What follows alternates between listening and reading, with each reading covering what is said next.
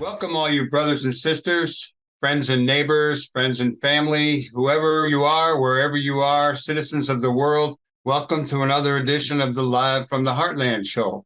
I am Michael James. I am here in Chicago. We're recording this via Zoom from Chicago's Fighting 49th Ward. And a little bit later, we're going to have one of our best pals and sometimes host of the show and a producer of the show, Thom Clark, on.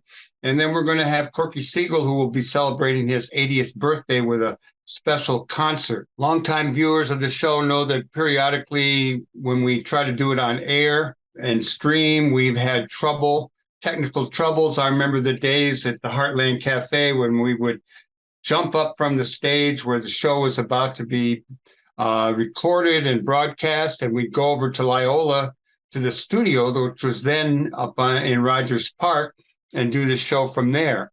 For a number of years, we did it downtown at the studios on Pearson.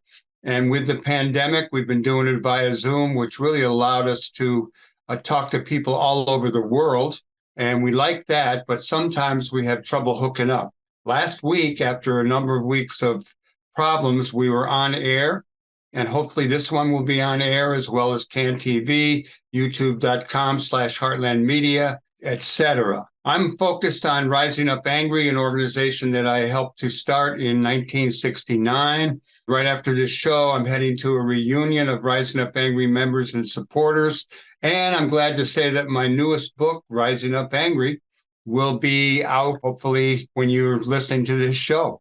And we are going to have a book reading and book signing put on by the Roman Susan Gallery people at Burger Park, 7 o'clock on November 20th. So I'll be there with books and I'll do a reading and we'll have some discussion. Okay, some not so good things going on in the world. We've got war in Israel. We've got war in Ukraine. We've got famine in Africa. And we have an outbreak of resistance in Guatemala. Here in Chicago, the conditions with arriving migrants and the issues and concerns it has caused have led some Chicagoans to question our sister city relationship, our sister country relationship, and really take a pretty negative stand about these future friends, neighbors, and voters here in Chicago with a kind of not in my backyard, sowing the seeds of not in my backyard. We don't want immigrants in our community. Some of it is justified because a lot of people were promised things for a number of years, didn't get them, and now resources are being put into the migrant crisis, while other people have been waiting a long time for some attention, are still waiting. So I understand the contradiction. It's a challenge. We have to figure out how to go forward. Let's take a quick peek at Israel, which we'll probably talk about with our guest, Thom Clark. But I did see in the New Yorker a quote that I found interesting. You know, many of you who listen to the show know we've been pretty critical of Israel as an apartheid state and its treatment of Palestinians.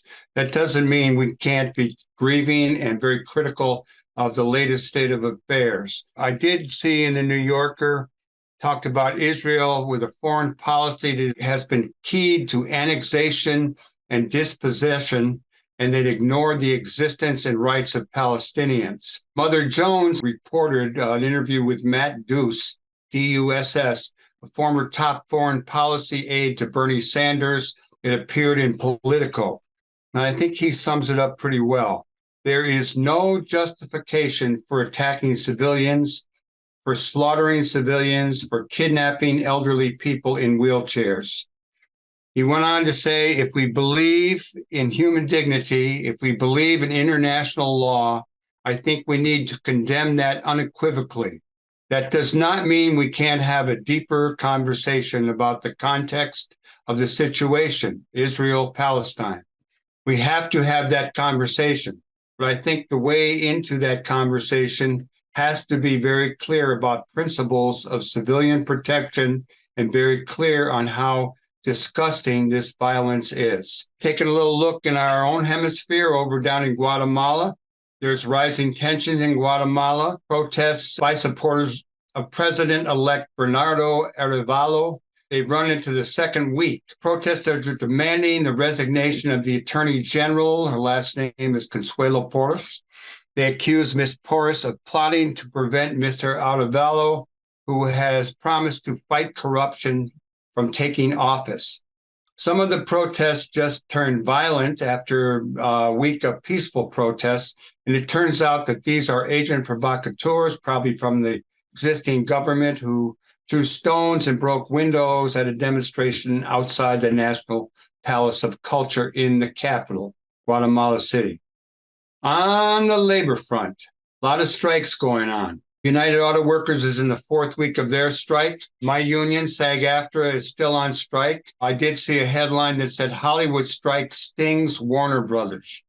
Profit outlook for the year trimmed by as much as $500 million. And here in Chicago, we're home base to Walgreens, well, a suburb. I saw this today. It said employees of two of the largest drugstore chains, that would be Walgreens and CVS, say harsh working conditions make it difficult to safely fill prescriptions, which could put the health of their customers at risk. Now they are demanding change by staging a series of walkouts across the country.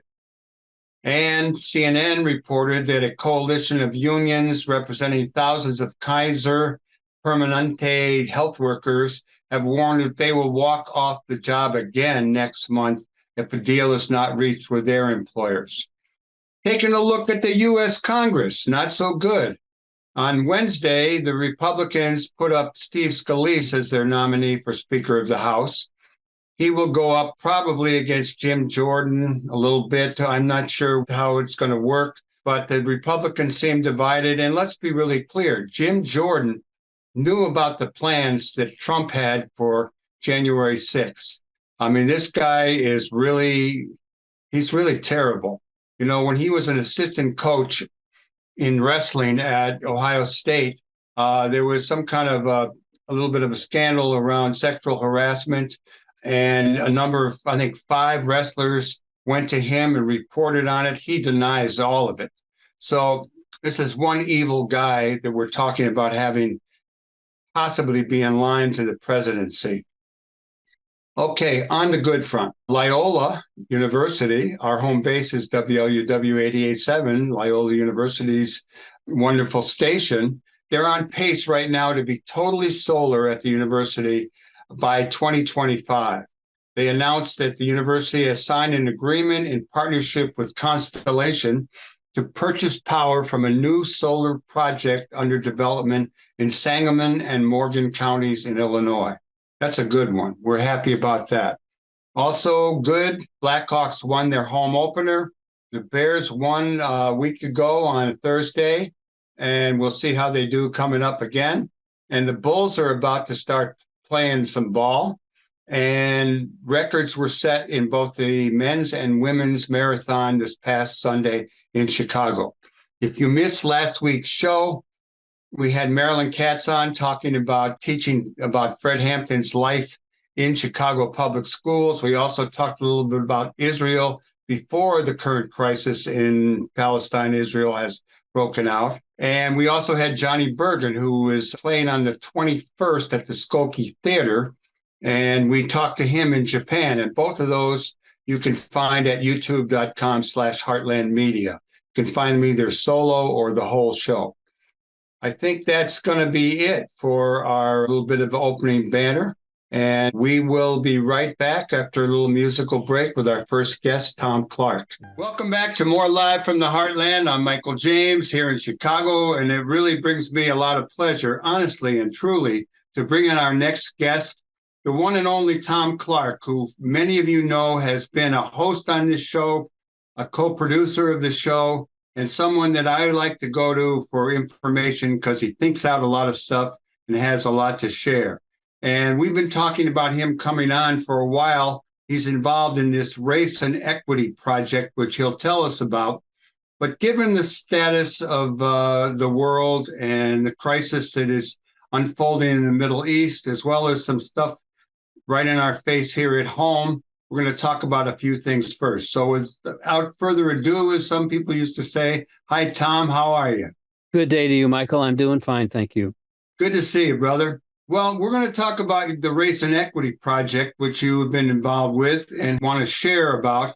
But the news hit us last week pretty heavy, what's unfolding in the Middle East. We've been longtime supporters of a better deal for Palestinian people, but the horrendous killing of civilians and stuff has really shaken up a lot of people. What's your take on Israel-Palestine conflict these days? How do we get into this mess? Well, as I reflected with some of my family some 50 years ago when I was a junior at Loyola's Rome Center, I took off a semester early and actually spent 2 weeks on a kibbutz in northern Israel.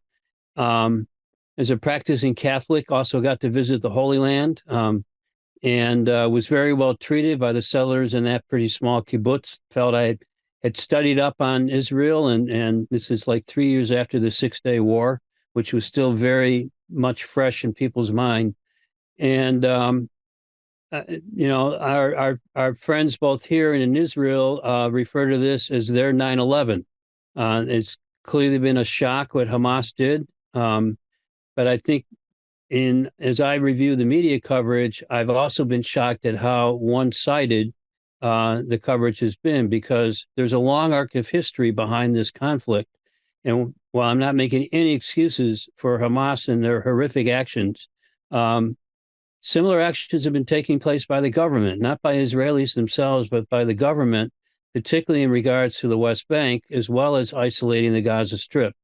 There are international agreements that Hamas once agreed to create a two-state solution to this ongoing historical 100 years old battle over who owns that piece of land.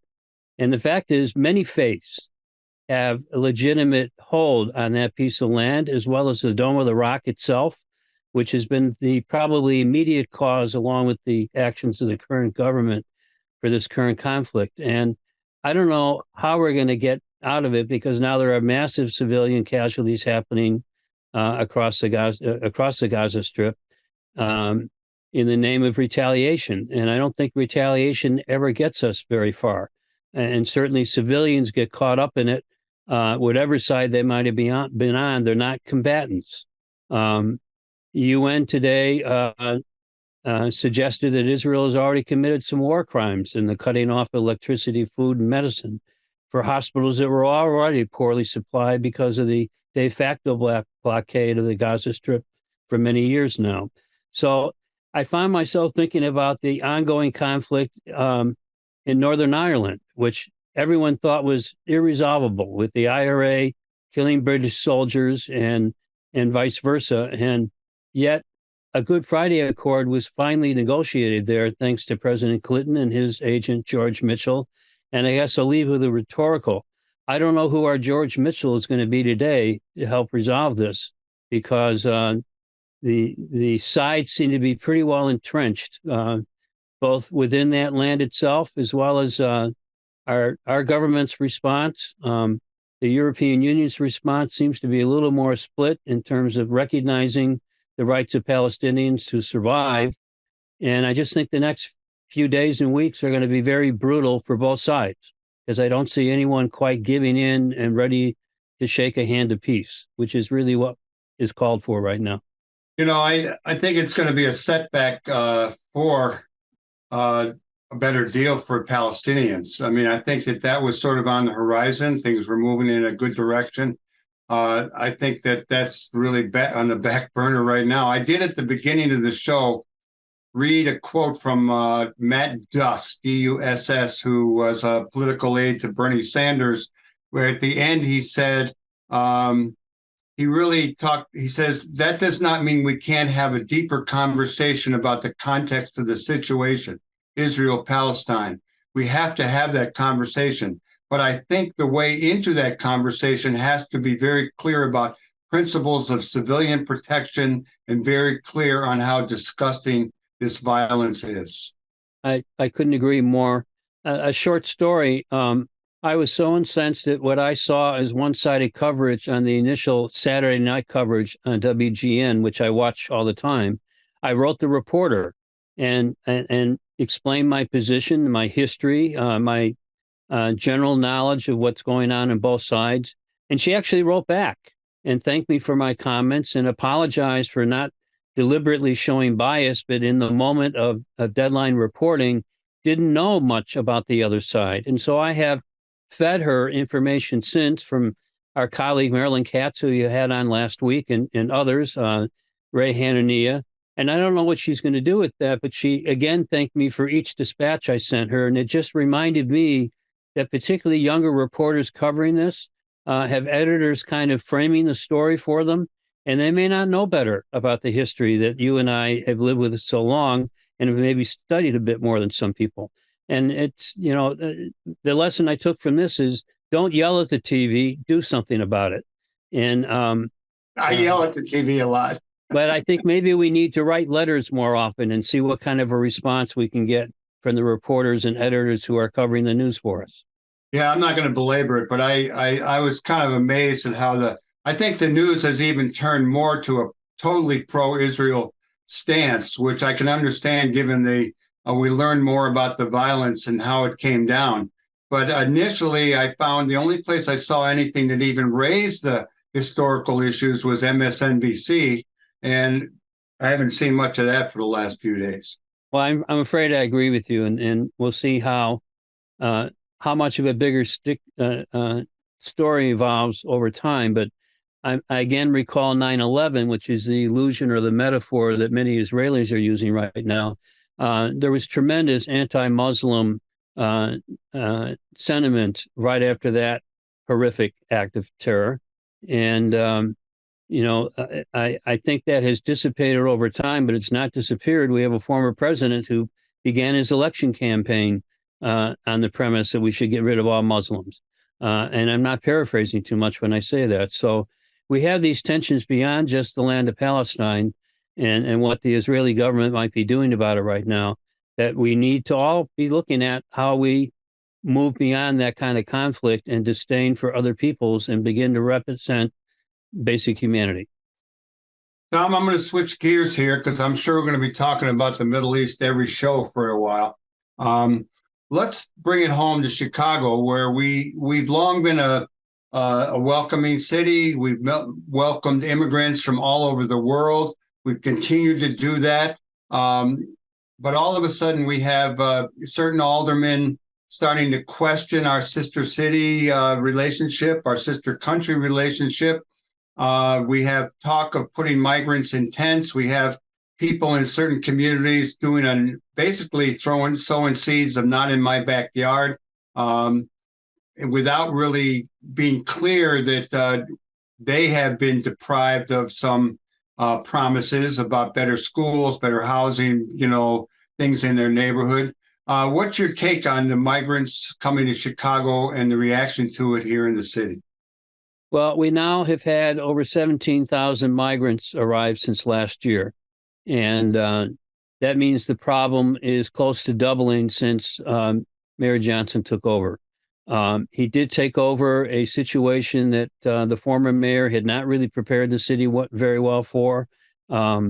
If we had been doing something last spring, we maybe could have rehabbed some of the empty buildings around town to provide the kind of housing, which certainly is one suggestion Alderman Vasquez, for instance, has made. But we have an immediate problem right now with over 2,000 people, again, in police stations, sleeping on the floor, sleeping in tents outside police stations, and it's getting colder. I'm not even sure that they can get tents up that quick, if that's the solution, which I don't particularly agree with, particularly with the company that got hired to do it. And to be honest, I blame the administration for being a little flat-footed, but also relying on the state that originally signed the contract with this firm that has a shady past, by my estimation. So I think that Brandon Johnson has an almost insurmountable issue to overcome in a few short weeks before we start seeing freezing migrants out on the street. And that's not to count the existing homeless and other folks who are doubling up, who aren't officially called homeless, because the city clearly has a significant affordable housing issue that's exacerbated by the ever-increasing cost of rent, and for that matter, home ownership, which is just spiraling. The mayor is making his budget statement as we speak today, and we'll see how he's going to resolve fulfilling some of the promises he made, although I've begun to hear a lot more talk about you can't solve everything in 1 year's budget. I have 4 to work with.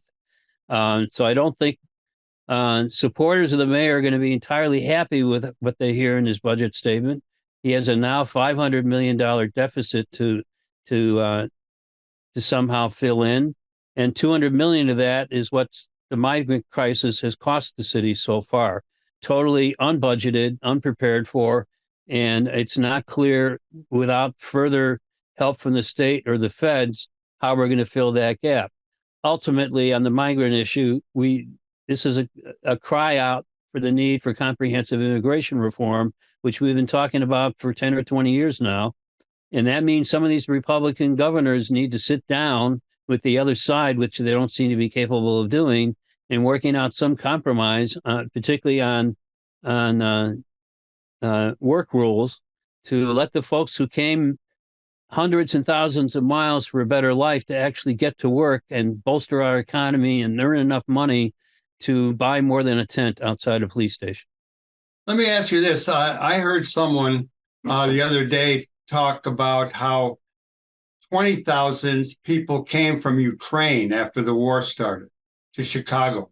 I haven't seen any of that talked about, but how that they got incorporated, if that number is true or even if it's smaller. But we had a lot of people coming from the Ukraine, and I think that there probably is an established Ukrainian community that would have helped absorb that. Do you have any insight on that or any awareness around that?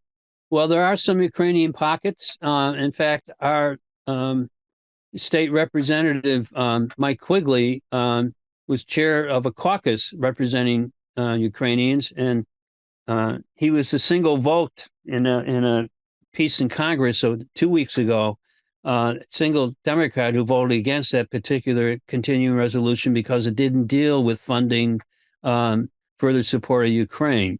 So there's a significant Ukrainian population here. And yes, I don't know what the numbers are. 20,000 sounds high, but it could have reached that.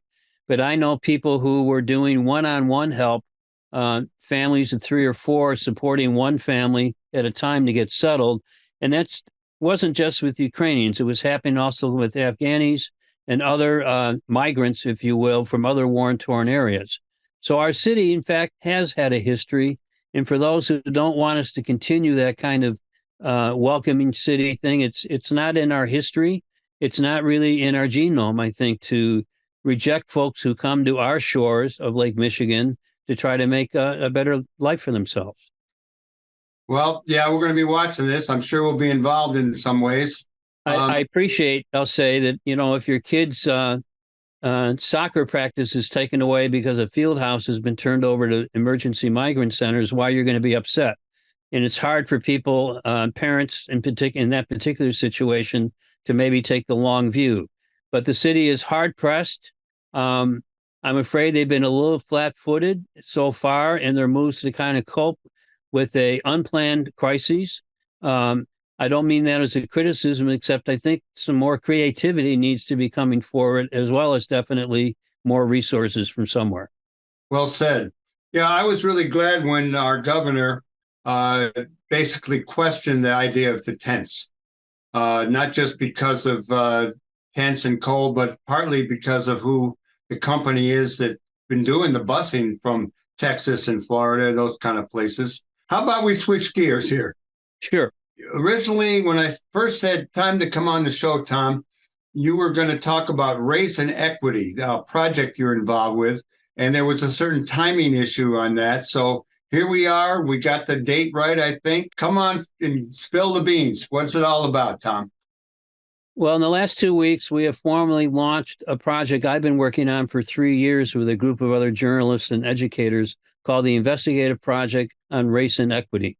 And what we're trying to do is basically train journalists in data-driven reporting and collaborate with news organizations to uncover systemic racism in our society through compelling stories, human interest stories that inform the public discourse and hopefully create change. We feel that's important because an informed populace and policymakers might make better choices about how we solve some of these problems. And in this case, we released a report in conjunction with WBEZ Public Radio also appearing in the Chicago Sun-Times, on 42 million records that the state has collected from police departments all around the state on traffic stops. The reason the state was collecting this data is that a young state senator by the name of Barack Obama, in an earlier era, 20 years ago, was trying to stem the tide of what was seen as perhaps prejudicial stops by police. And what's happened in the meantime seems to indicate, as a result of our reporters' analysis, is that the problem really hasn't gone away. In fact, for Black drivers, it's probably gotten worse. The particular findings show that stops involving Black drivers top 30% of all traffic stops statewide. That's up from 17% in 2004. That trend is disturbing, and we have tried to document what might be going on in order that we might be able to find a better solution to what seems to be a particular issue that befalls Black and Latino drivers around the state. This is not just a city of Chicago issue, although we probably have had time to do more particular analysis, and the stories, which are available at wbez.org or our own raceandequityproject.org, will give you the links to find the 3-part series and another one coming along. It includes an interactive database where people can look up community by community what their particular statistics are. Again, to try to help not just Chicagoans, but communities around the state figure out if they have a problem, and if so, what they need to do about it. Why do you think that there have been more stops of Black and Latino drivers? Do we have any indication of what it might be when we have more attention being paid to, people they have dash cameras, they have cameras they wear, there's much more oversight, there's a lot of talk about it. What do you think the cause is of the increase in these stops? Well, that would be conjecture on my part. What the data shows is that there has been an increase in Black drivers being stopped. What's interesting is that probable cause is supposed to be one reason for a traffic stop, but in many cases, even non-moving violations, when analyzed, show far more Black drivers being stopped than, a tail light is out, or you have jiggly dice in your windshield hanging from your rearview mirror. Those are considered non-moving violations, but they seem to have prompted an increase in number of police stops, particularly if you're driving while Black. You had said something about stop and frisk being outlawed to me in a conversation. Does that relate in any way? Our report did not address that issue. It could be something that happens down the line as other reporters take a look at our data, or for that matter, other policymakers take a look at the results of our data. The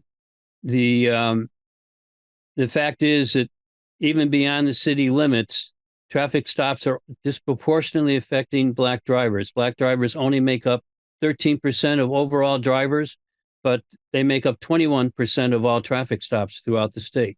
Again, this is a statewide issue that we've identified. It's not just particular to Chicago. I will leave it to the policymakers and legislators, as well as the public, to delve into this data further to figure out what some of the solutions might be. Thom, do you you have any more about the project on race and equity? You want to share where it's going, what the plans are? Well, we're very excited to have finally launched, and we're looking forward to begin offering training programs. We actually hired 3 apprentices to work with our 2 lead reporters and the WBEZ staff to help crunch these numbers. We're very excited we were able to engage these young reporters to teach them some basic investigative skills involving data. We hope to be offering further trainings over the next couple of months. We are very grateful for the funding we've gotten so far. I always have to thank our funders.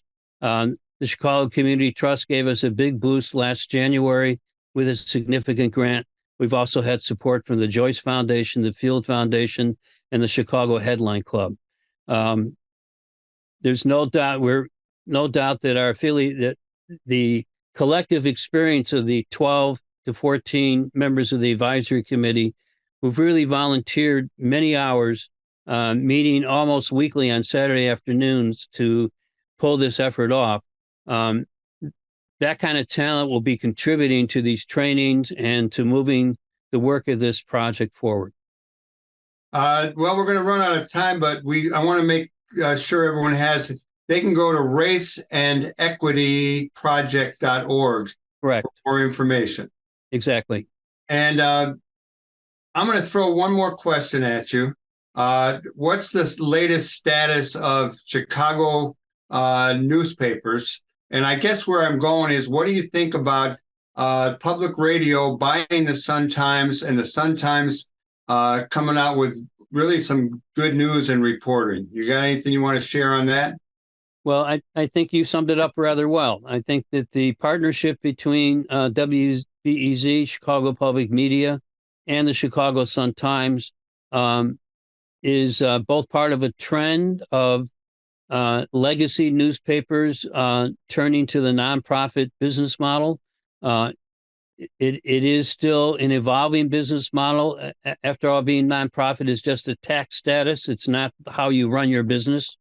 But I think Chicago readers and viewers and listeners have been enriched by the partnership so far. I think it has helped both those media outlets tremendously.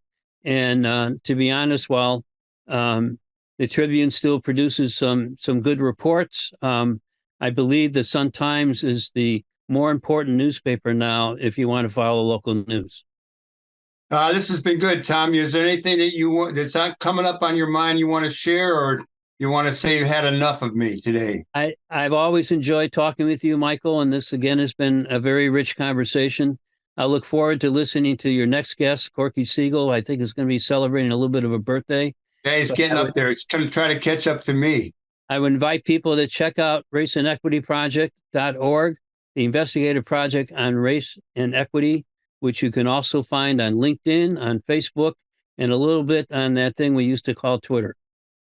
I'm looking forward to seeing you around the neighborhood, talking to you more, and know that you're always welcome to host an edition of this show, and you can certainly help write any of the script that you used to do all the time. Now I have to do it.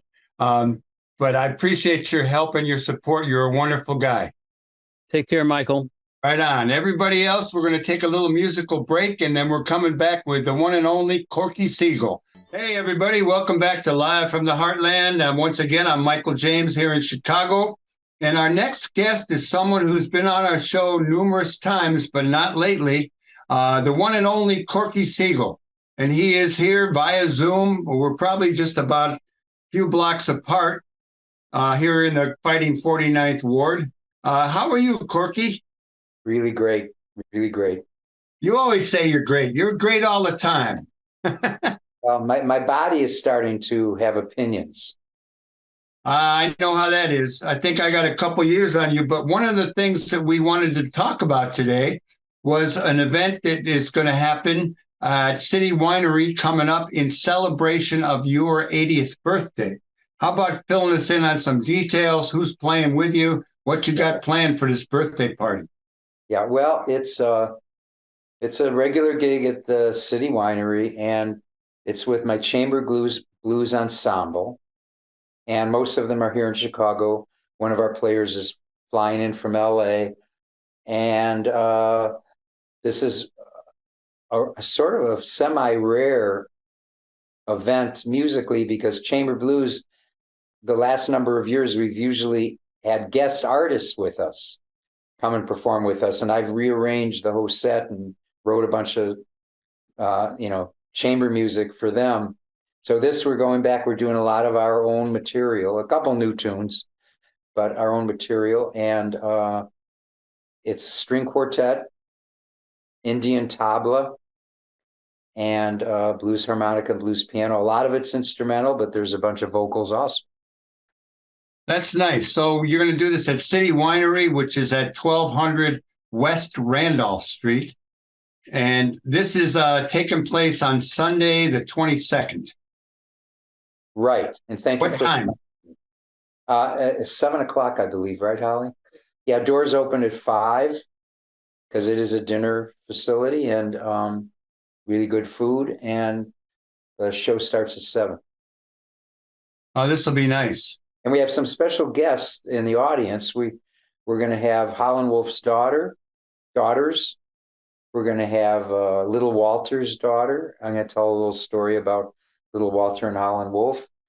A whole bunch of people are flying in from all over. We may have someone flying in from Germany, but I know there's someone flying in from California and Connecticut and all over the place. Oh, that's great. Well, you mentioned Howlin' Wolf, and I know that you and I were talking recently about a photograph that you had to buy, and it is a picture of you on Howlin' Wolf's knee. Right. How about you show us that picture for the people who are viewing it on YouTube and Can TV?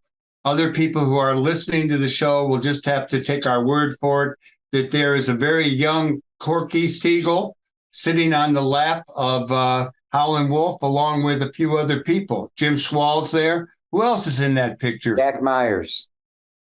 And that's Jack Myers, or my little fingers wiggling. And that's our drummer, Russ Chadwick. And the late Jim Schwal. Late Jim Schwal. And the late Howlin' Wolf, too. Well, that's a wonderful... Where was that picture? picture The late Russ taken? and the late Jack. Well, there's a lot of late people.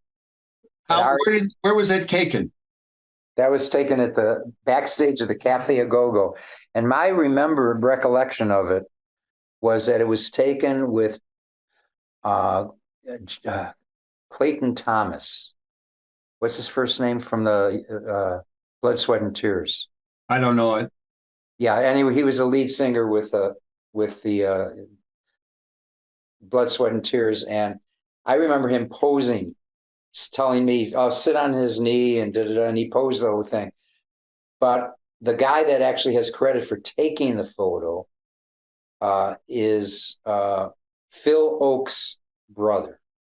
Oh, the great Phil Oakes. I had one afternoon during the Berkeley Vietnam Day Committee in 64 or 5 where I was entrusted to hang around with Phil Oakes until he was going to perform. So I just remember being at a lawyer's house up in the hills of Berkeley, hanging out with Phil Oakes. You know, it was great. I had Phil Oakes had dinner with me one evening. Well, for the younger people who don't know Phil Oakes, he was a wonderful musician, very political guy. And, well, he's another late, great guy. Oakes. Well, let me ask you this, Corky. You have been involved in this new movie. There's been a couple renditions of it, I think, but there's a movie called Born in Chicago. Yeah. And how about telling us a little bit about that movie? Sometimes I get it confused with, there was a movie about Porn from the Heart or something that was a Paul Butterfield movie. Some of that overlaps. But fill us in on the Born in Chicago flick. Yeah, so the Born in Chicago started out as completely a story about the young white kids in Chicago in the early 60s that fell in love with the blues and ended up being at the feet of the blues masters like Howlin' Wolf and Muddy Waters and Otis Spann and all those guys. And so I'm involved in that story because it involved just a handful of kids. You know, it was definitely Paul Butterfield and Mike Bloomfield, Nick Revenitis, Harvey Mandel, Barry Goldberg, and the Siegel Schwal Band. And my own situation was a little different because they approached the blues masters, all these other guys, in different ways and sat in with them. And that's not what happened with me. We never approached them. We were just, Jim Schwal and I were looking for somewhere to play. We walked into this place on the south side of Chicago, and the guy said, "What are you doing here?" And we said, "Well," and we were the only white kids anywhere for miles around. And it was in the afternoon, and he said, "Well, set up on the floor. The ladies are coming in this afternoon. You could play for them." So we sat up on the floor and we played, and he hired us immediately. And I didn't know this. And then he hired us a bass player and a drummer. and asked us to play every Thursday night from 9 at night to 4 in the morning. And it was on 43rd and Vincennes. And it ended up being the hangout for all these blues players. So here I am listening to my albums and listening to Howlin' Wolf flying out of the grooves of my album, and Muddy Waters and all those guys. And weeks later, here I am on stage playing with their bass players and drummers, and who shows up and sits in with us? Howlin' Wolf, Muddy Waters, Otis Spann, Willie Dixon. One guy comes up and says, Corky, I'd love to sit in. But he seemed like he was drinking a lot. I want to come back another time. And the audience said, hey, let him sit in. That's Little Walter. Wow. And it gets worse. I'm thinking, who's Little Walter? And then he hops up on stage and he plays. And I go, oh, my God, that's Little Walter. So I was just dipping my little teeny toe into the muddy waters of the blues. And here I am surrounded by these blues masters taking us under their wing and adopting us. And so I was like, as I call myself, an innocent victim of incredible good fortune. So we didn't approach the blues masters.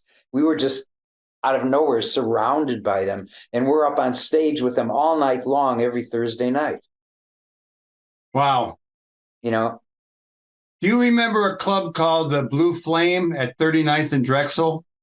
Yeah, I don't think I ever was in. I used to go there and see Paul Butterfield, and I think he had Howlin' Wolf, some of his guys playing with him. That's right. They put down a piece in between the back bar and the bar, and there was a shake dancer.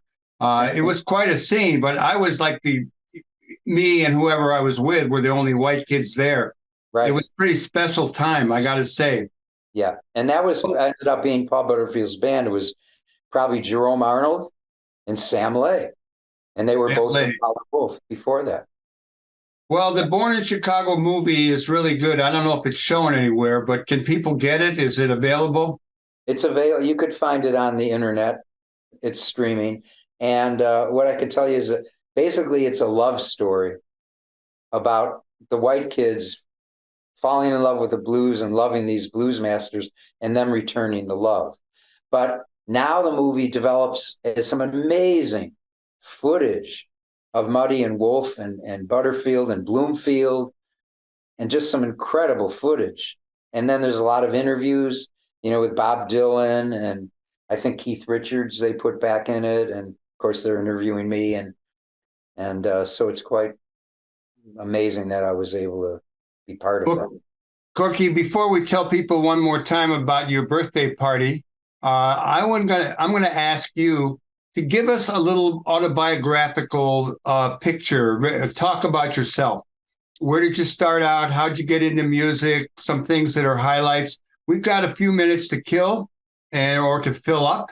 And I think it would be really good to have a little bit of your own personal information documented on Live from the Heartland. Okay. Well, I started out trying to learn to play jazz saxophone, and I was having a lot of trouble with it. And I realized I didn't have the particular skills necessary to be a musician, but I really wanted to be a musician. So I found ways of doing it. And this has been a boon to my career, if you want to call it a career. It's been You've had a great career.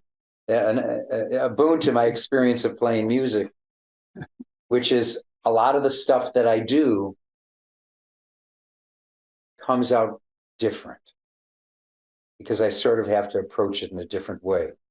And so, I'm writing symphonic music. I have a new symphonic piece.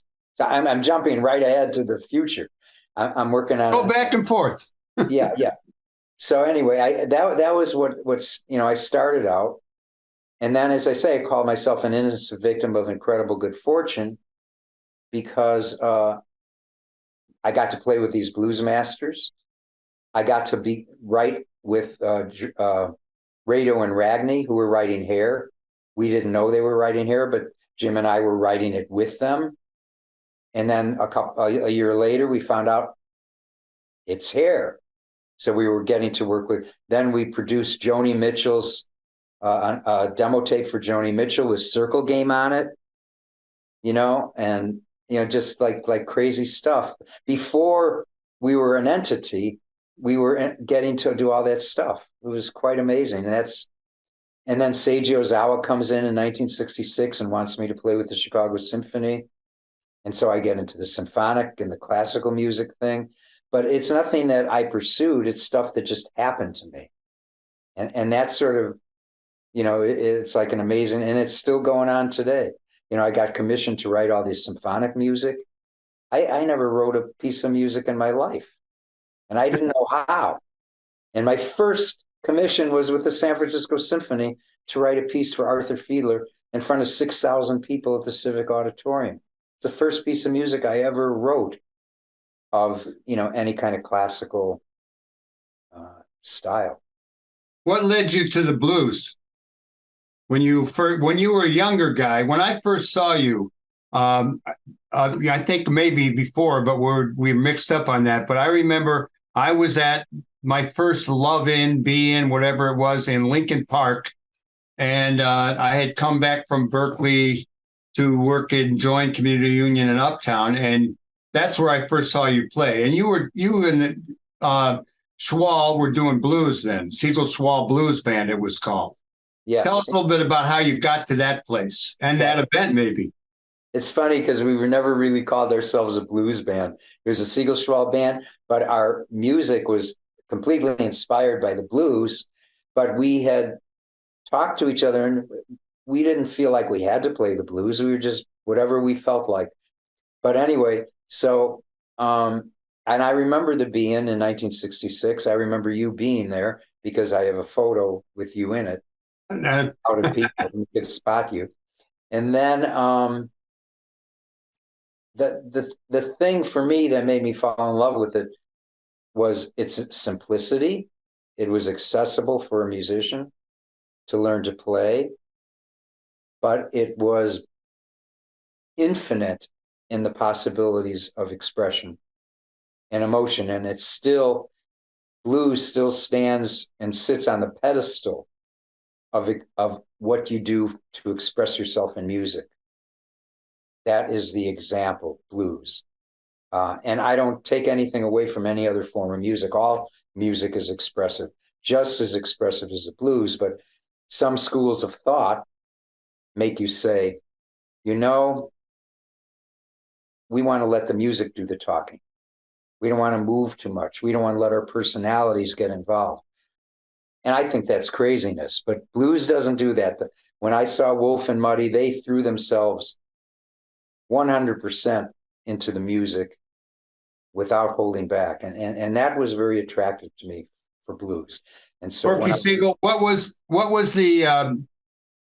led you to give up the saxophone, if you actually gave it up, and pick up the harmonica? Well, you almost answered the question right there. The saxophone did not fit in my pocket. And it was heavy when I put it down. And the harmonica was light, and I was able to put it in my pocket. That was the main thing. I'm a very practical guy. Do you have any friends and other musicians that you want to share some stuff about? I'm thinking about the time you were at the Heartland Cafe, and you were there with Country Joe McDonald of Country Joe and the Fish. And I just remembered that while we were talking. The whole band. I remember meeting him. I remember him playing at the Finnish Hall in Berkeley in like 64 or 5, and him being around political stuff. He was a political guy. Is he still alive? Yeah, I see him. Well, I haven't seen him for about a couple months, but I used to do a Zoom with him every week. Well, say hi and tell him I'd love to have him on this show. Great. So let's go back one more time and just remind people that one of the reasons that you're on Live from the Heartland now is because we're going to celebrate Chicago music legend Corky Siegel's 80th birthday at City Winery, 1200 West Randolph, Sunday, 7 p.m. That's Sunday, October 22nd. with chamber And you blues. tell us, Corky, why people should come. Oh, well, there's still seats available, which is a good reason to come. Otherwise, it wouldn't be a good reason to come if there were no seats. But well, chamber blues specifically, there is literally, and I could say this straight face, there is absolutely nothing like it in the world. That's for sure. Certainly, every musician is unique. So you could say that really about every musician. There's nothing like Jim Galleretto, my saxophone buddy, or Ernie Watts. There's nothing like them. But chamber blues, you can't hear anything that is even distantly like chamber blues unless you hear chamber blues. So we could only be in one place at one time. I'm 80 years old. I'm not saying anything else after that. So you have a chance to hear chamber blues. It'll be an experience like you've never heard. Boom. That's well, I hope I get there, Corky. I haven't got a ticket yet, but I imagine I could weasel my way in. I bet you could. And I'm looking forward to it. By the way, you are looking really good. Well, I got to tell you that I have a million secrets, but the one that I think has been really a good one is I go to the McGaw-Y in Evanston 4 days a week right now in the pool at 7:30 in the morning. And I basically run in the deep water. And they actually play music. Sometimes Mahalia Jackson. This morning they were playing Another Man Done Gone to the County Farm. I think it was Muddy Waters. So these lifeguards have got music set up. And I don't swim because I have crashed shoulders, but I dance in the pool. I run in the pool. I was going to say you use your little inflatable wings, right? Well, I don't use those. I got enough on me to float a little bit. So I got goggles. I'm underwater. You look pretty good yourself. So it's enough of this mutual admiration stuff going on. I'm looking forward to you seeing you, and I miss seeing you. I used to see you and Holly all the time at the Heartland Cafe. And I got a million stories popping in my head, but that's enough. There's Holly. It's great to see you. Good to see you too. We miss you. It's good. Corky and I used to swim at the YMCA in Evanston twice a week, but we've stopped. We should probably go back. Now we walk like at least a half hour to an hour every day. We do our resistant bands every other day when we can, and we do some yoga, and we do meditation almost every day. You guys keep it up, and I'll look forward to seeing you real soon, both of you. Okay, thank you. And a shout out to Alvina. All right, that's a little secret. We both know this woman, Alvina, who's a wonderful woman. Yeah. Yes. All right. Take care. Adios. We'll see you. Adios. Bye. Bye-bye. Okay, everybody, we want to thank all of you for tuning in to Live from the Heartland, or however you're getting it, CAN TV, youtube.com/Heartland Media, WLUW, Google and Spotify podcasts. There's a lot of challenges to all of us out there in the world right now. And so more than ever, I want to encourage you all to do good in the world.